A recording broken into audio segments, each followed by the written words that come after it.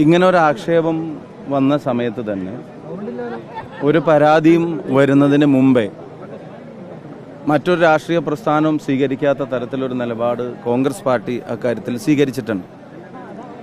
Congress party ഇത് മാറ്റിക്കൊടുക്കുക, അവർ പറയുന്നു.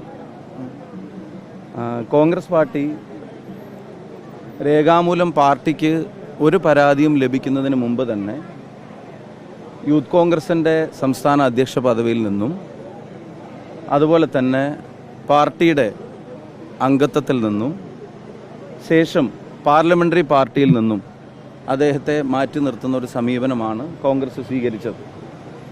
അത് ഒരാക്ഷേപം മാത്രം ഉയർന്ന സാഹചര്യത്തിൽ മറ്റൊരു രാഷ്ട്രീയ പ്രസ്ഥാനവും കേരളത്തിൽ പ്രത്യേകിച്ച് നിലവിൽ പല ആക്ഷേപങ്ങളും നിൽക്കുന്ന കാലത്തും എടുക്കാത്തൊരു സമീപനം അതിനെ സംബന്ധിച്ച് കോൺഗ്രസ് സ്വീകരിച്ചിരുന്നു.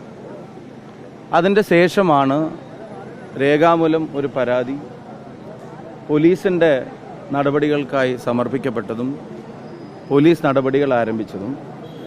അപ്പോൾ കോൺഗ്രസ് എടുത്ത സമീപനം നിയമപരമായി അക്കാര്യങ്ങൾ മുന്നോട്ട് പോകുന്നതിന് തടസ്സം നിൽക്കാൻ കോൺഗ്രസ് ഇല്ല, നിയമപരമായ കാര്യങ്ങൾ മുന്നോട്ട് പോട്ടെ എന്നുള്ള സമീപനമാണ് കോൺഗ്രസ് സ്വീകരിച്ചത്. അതിന് ശേഷം പാർട്ടിക്ക് ഒരു പരാതി ലഭിക്കുന്ന ഒരു സാഹചര്യം ഉണ്ടായി.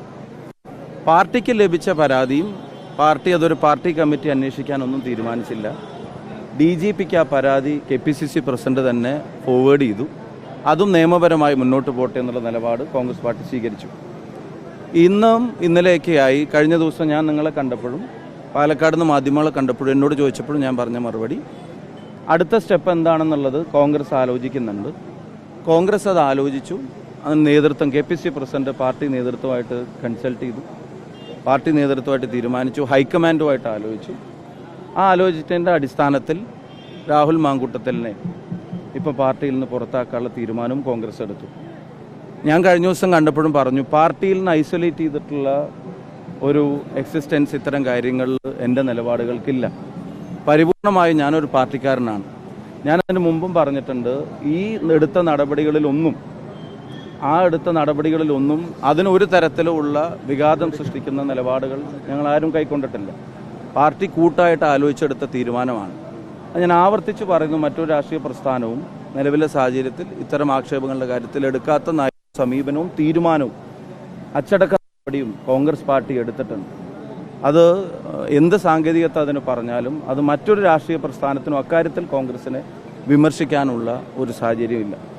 എന്നെ സംബന്ധിച്ചിടത്തോളം താങ്കൾ സൂചിപ്പിച്ചതുപോലെ തന്നെ വ്യക്തിപരമായി അടുപ്പത്തിൻ്റെ കാര്യം പറഞ്ഞു. ഞാൻ വ്യക്തിപരമായി ഉണ്ടായിരുന്നൊരു സൗഹൃദത്തെ പൊളിറ്റിക്സിലേക്ക് കൊണ്ടുവന്നതല്ല. കോൺഗ്രസ് പാർട്ടി വഴി ഉണ്ടായ ബന്ധം തന്നെയാണ്, സൗഹൃദം തന്നെയാണ്.